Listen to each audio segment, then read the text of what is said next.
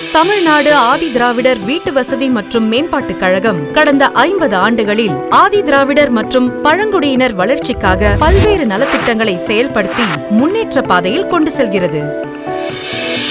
டாட்கோவின் வெற்றி பயணத்தில் தற்போது மாணாக்கர்களின் கல்வி வளர்ச்சிக்காக அடிப்படை வசதிகளுடன் 14 புதிய பள்ளிக்கூட கட்டடங்கள் 15 கோடியே 35 லட்சம் ரூபாய் மதிப்பீட்டில் கட்டி முடிக்கப்பட்டுள்ளது. இப்பள்ளிகளில் 2 வழிகளுடன் கூடிய வகுப்பறைகள், ஆசிரியர்களுக்கான மேடை, பாலிவினைல் குளோரைடினால் செய்யப்பட்ட கதவுகள் மற்றும் ஜன்னல்கள், மாற்றுத்திறனாளிகளுக்கான சாய்வு தளம், நோட்டீஸ் போர்ட்ஸ், கிரீன் போர்ட்ஸ், காலணிகள் வைப்பு பகுதி என புதிய வசதிகளுடன் முதன் முறையாக கட்டி முடிக்கப்பட்டுள்ளன. மாணாக்கர்களுக்கு உணவு, உறைவிடம், ஆரோக்கியம், மகிழ்ச்சியான சுற்றுச்சூழலை அளிக்கும் வகையில் 32 கோடியே 99 லட்சம் ரூபாய் மதிப்பீட்டில் 16 புதிய விடுதி கட்டடங்கள் கட்டி முடிக்கப்பட்டுள்ளன. இவ்விடுதி கட்டடங்களில் படிக்கும் அறை, விடுதி காப்பாளர் அறை, சமையல் மற்றும் உணவு பரிமாறும் பகுதி, கழிவறை இணைப்புடன் கூடிய உறங்கும் அறைகள், பெரிய ஹால் மற்றும் பால்கனி அமைக்கப்பட்டுள்ளன.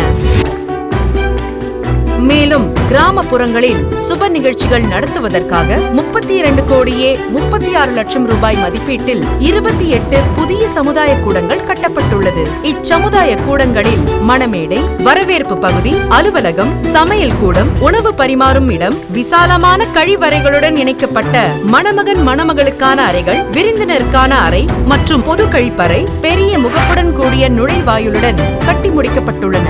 ஆக மொத்தம் 80 கோடியே 70 லட்சம் ரூபாய் மதிப்பீட்டில் கட்டப்பட்டுள்ள 58 கட்டடங்கள் இன்று மாண்புமிகு தமிழ்நாடு முதலமைச்சர் அவர்களால் திறந்து வைத்தமைக்கு நெஞ்சார்ந்த நன்றிகள். குடிதழி இக்கோலோச்சும் மாநில மன்னன் அடிதழியி நிற்கும் உலகு என்ற குரலின்படி மேற்கண்ட கட்டடங்களை திறந்து வைத்த மாண்புமிகு தமிழ்நாடு முதலமைச்சர் அவர்களை இந்த நானிலம் போற்றி வாழ்த்தும்.